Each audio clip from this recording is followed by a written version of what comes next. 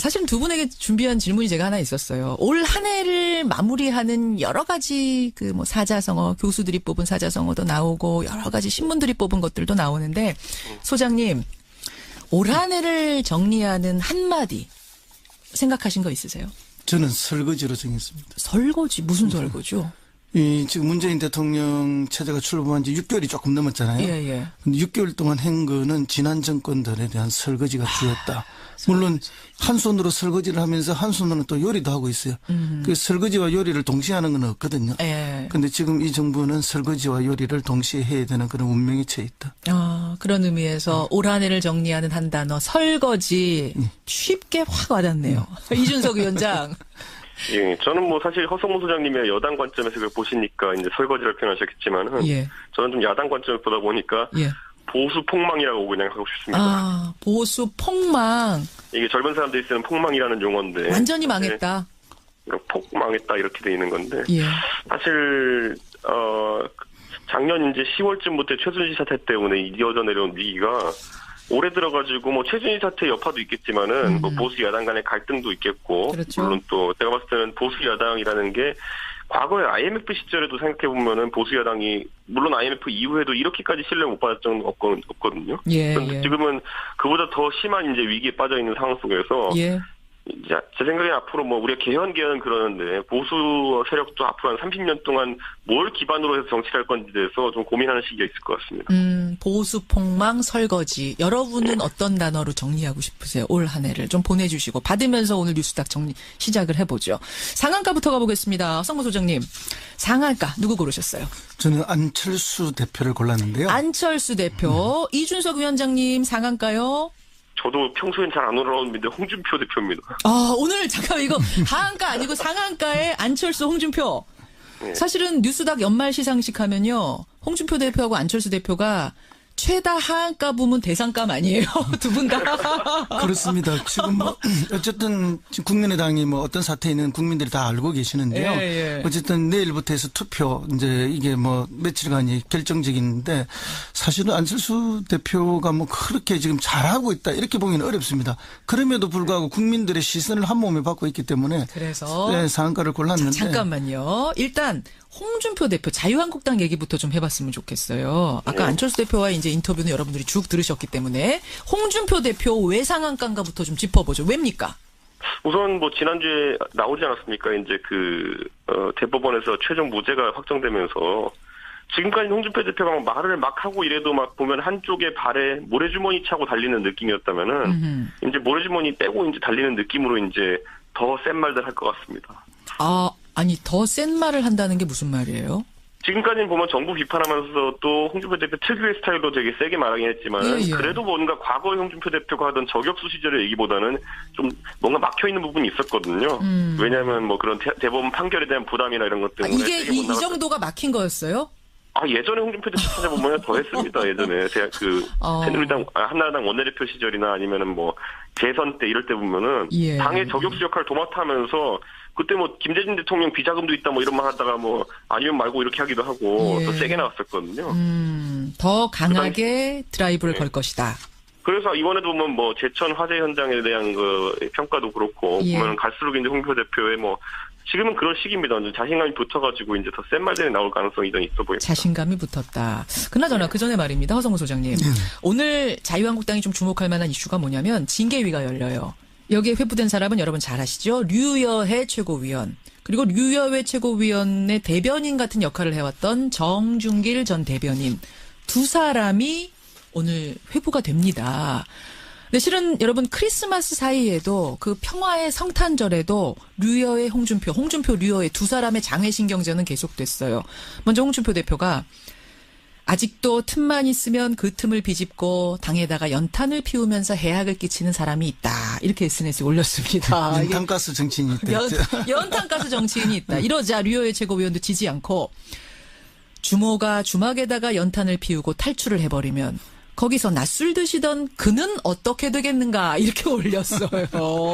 주모가 이제 홍 대표가 지난주에 류 최고위원 가리켜서 한 말이잖아요. 그렇죠. 이렇게 설전이 이어지고 있는 상황. 뭐 이런 상황이니까 이제 홍 대표 입장에서는 최고위원회에서 류여해 대표를 제거해야만 최고위원회를 잘 끌고 갈 수가 있겠죠.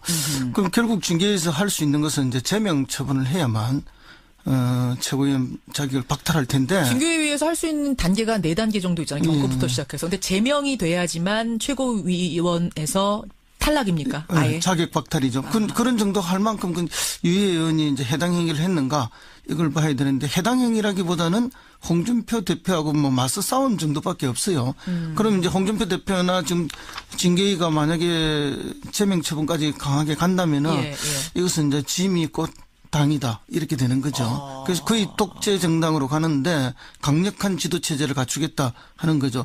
그래서 이 징계에서 어떤 결론을 내리느냐가 지금 자유한국당의 당의 성격과 미래에 나아갈 방향을 보여준다 이렇게 봅니다. 오늘 굉장히 상징적인 거다. 그렇습니다. 아마 이준석 위원장이 이 자유한국당 쪽 소식에는 더 정통하실 텐데 어떻게 지금 관측들이 나오고 있어요?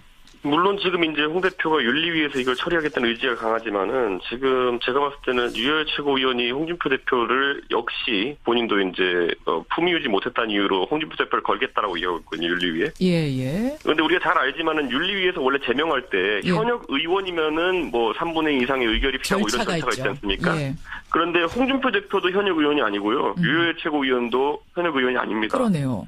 그러다 보니까 두 분 다 진짜 막말 징계를 만약 받는다고 한다면은 두 분 다 잘릴 수 있는 건 윤리위에서.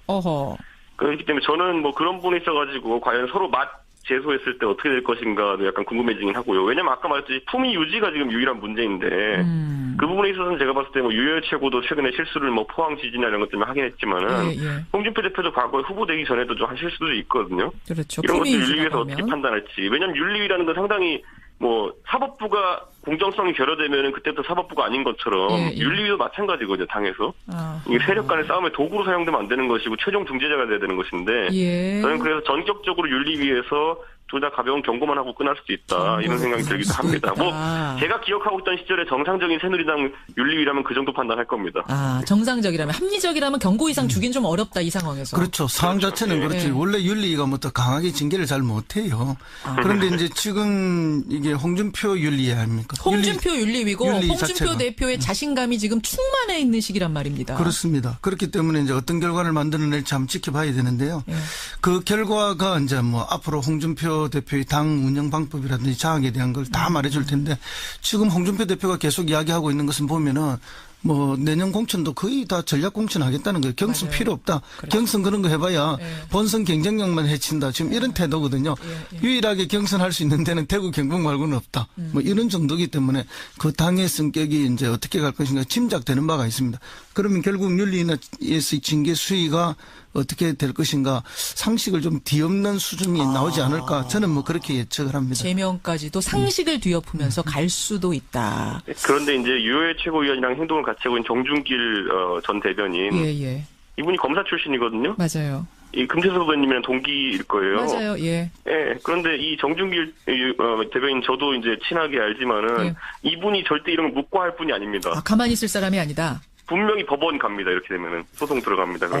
근데 정당 싸움에서 법원 가는 건 별 의미가 없어요. 이미 정치적 행위이기 때문에 정치적으로 다 지나가고 나면은 지금 뒤에서도 말씀드리겠지만은 국민의당 지금 뭐 가처분 신청했잖아요. 그거는 그냥 정치적으로 쇼잉일 뿐이지 뭐 결정돼서 가버리고 나면은 뒤에 일어나는 일은 아무런 의미가 없어요. 알겠습니다. 이건 좀 지켜봐야겠네요. 자유한국당 오늘 징계위 열립니다. 어쨌든 그 와중에 홍준표 대표가 상한가라는 거. 허 소장님은 안철수 대표를 상한가로 이제 골라오셨는데, 아까 전에 이제 얘기하시던 것들, 지금 밀고 나가고 있단 말입니다, 안철수 대표가. 그렇죠. 밀고 나가고 있어. 올해 안에 어쨌든 투표를 마무리 짓겠다. 전당원의 뜻을 묻겠다. 상한가 맞아요? 그렇습니다. 이게 우리 뭐 여러 가지 속담이 있는데요. 뭐 죽을 때 죽더라도 뭐 산수갑산을 가더라도 할 건 하자 이런 이야기가 있지 않습니까? 그리고 뭐 남자가 칼을 뺐으면 썩은 호박이라도 하나 잘라야지 이런 이야기가 있는데 지금 이 합당으로 가기 위해서 이제 안철수 대표가 어떤 결심을 한 거고 칼을 뽑은 거기 때문에 갈 수밖에 없는 상황이다. 근데 이제 현실적으로 보면은 이게 지역구 의원들이 많이 이렇게 거부를 하고 있고 약 20명 정도가 20명이면 절반이 넘어요, 사실. 그렇죠. 39명이니까요. 반대를 하고 있지만 결국 반대를 하면서도 지금 당장 당을 깨지는 못하잖아요. 사실상 깨진 거지만 결국 이거는 이제 서로가 거기 전국구 의원들이 속해 있거든요. 네가 나가라 그렇죠. 하고 있는 거 나는 못 나간다. 왜냐하면 서로 먼저 깨고 나가면 전국구 의원들이 움직일 수가 없기 때문에 비례대표들이 그것 때문에 그런 것뿐이고 그 실제로는 이미 깨졌고 이미 나가는 거고 그런데 이제 그 절차로서 전당원 투표를 하고 있는 게 불가하다. 그러니까 안철수 대표는 이제 강력하게 드라이브를 걸고 가는 거고 이제 지도자로서 그 길이 옳든 그러든 자기 고집대로 가는 것은 뭐 이제는 돌이킬 수 없는 일이거든요.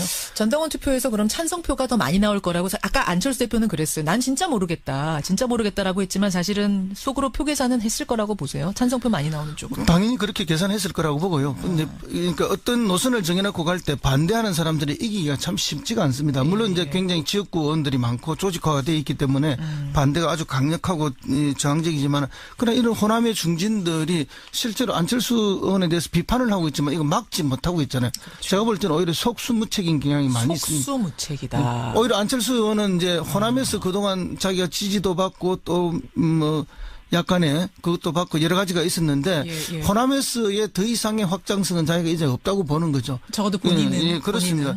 그래서 이제 그 호남은 자기에게는 레드오션이고 자기의 블루오션은 다른 지역에 있다라고 보기 때문에 새로운 블루오션을 찾아서 가겠다는 분명한 노선을 정했어요. 결국 경상도 쪽을 뚫어야 내 블루오션이 열린다라고 판단한 거 아니냐. 수도권이죠. 두 개인데. 아까 제가 그 질문도 근데 드렸어요. 아니 안철수 대표의 어떤 대통령으로서의 꿈 생각하고 계시는 건 아니냐라는 의혹도 있다. 거기에 대해서 당연한 꿈을 가지고 있는 건데 뭐 본인은 말씀 안 하시겠죠. 저는 좀 전에 인터뷰는 못 들었는데 결국은 이제 새로운 영역 확장 그리고 지금 이윤을 남길 수 있는 시장이 어딘가. 이분은 원래 경제인 출신이잖아요. 그렇죠. 그럼 이윤이 남는 새로운 시장을 찾아가는 건 너무나 당연하다 그런 겁니다. 블루오션. 근데 저는 이제 지금 보면 안철수 대표가 이제 소위 말하는 3단계 통합론 때문에 고생하고 있거든요. 그러니까 박지원 대표나 뭐 이런 쪽에서 항상 얘기하는 게 뭐냐면은 결국엔 3당 합당하려는 거 아니냐. 결국엔 보수당으로 넘어가기 위해 가지고 지렛대로 합당을 생각하는 거 아니냐라고 이야기하는 경우가 많은데 뭐 물론 그럴 수 있다 봅니다. 방금 전에 얘기했던 것처럼 대선 전략으로 그럴 수 있다 보지만은 자유한국당을 무너뜨리는 것과 자유한국당을 아예 들어가는 건 차원이 다른 얘기거든요. 그렇죠. 근데 아직까지 안철수 대표나 측근들의 워딩을 살펴보면은 자유한국당에 들어가는 개념보다는 자유한국당을 무너뜨리겠다는 개념이 더 강한 것 같아요. 그쪽에서는 나올 사람들이 있을 거다 그런 얘기 했었어요. 그렇죠. 측근들이. 그런 취지의 이야기를 하니까요. 그래서 저는 그 부분에 있어서는 안철수 대표가 아직까지 뭐 본인의 지금까지 했던 말 다 뒤집고 자유한국당이랑 합당하겠다 이런 느낌까지는 아닌 것 같습니다. 그러니까. 그 통합에 만약 찬성표가 많이 나와서 진짜 통합 수순으로 가게 되면은 20명의 반대파 의원들이 취할 수 있는 선택지는 뭐예요? 거의 아무 선택지도 없을 것이고 일부 이제 민주당에서 뭐 받아줄 사람들 지금 2-3명이라 얘기 나옵니다. 보면 민주당 쪽에서 구체적으로 2-3명 정도에게는 민주당 입당을 제의했다는 얘기를 제가 어제 들었어요. 그렇기 때문에 그분들 제외하고는 아마 뭐 행동이 제한되지 않을까. 뭐 나가봤자 어차피 제가 말했듯이 개인적인 아까 능력 있는 2-3분 빼고는 나머지 분들은 어차피 내년 2년 뒤 총선에서 이제 뭐 새로 이제 물갈이 될 수도 있는 부분이기 때문에 민주당에서 크게 달가워하지 않는다 이런 얘기. 아니 민주당에서 2-3명 국민의당 의원한테 들어오시라고 제안했다는 걸 들으셨다고요? 예, 제가 누구한테 들었어요? 국민의당 굉장히 핵심 관계자한테 들었습니다. 2-3명이 그런 제안을 받았다. 그래서 흔들리고 있다. 예. 그분 이제 통합 반대파에 있는 분들 중에 2-3명. 그렇죠. 그런데 사실 통합 반대파 입장에서 참 난감한 것이 지금 지방선거, 물론 국회의원을 놓고 보면은 그런 반대파라는 게 존재하지만은 지방선거에 출마하시는 분들, 예를 들어 구의원, 시의원 하시는 분들 레벨로 내려가면은 거기는 그런 반대파가 존재하지 않습니다, 거의. 왜냐하면 지금 당면에 있는 지방선거를 앞두고 지금 국민의당이 이 상태로 가가지고는 당선 안정권에 들어가기 어려운 분들이 많기 때문에 뭐라도 계기를 만들어야 된다는 인식이 팽배해 있기 때문에 그래서 안철수 대표가 전당원 투표라는 승부를 던지는 것이 거기 가면은 거의 80-90% 압도적으로 찬성 나올 겁니다.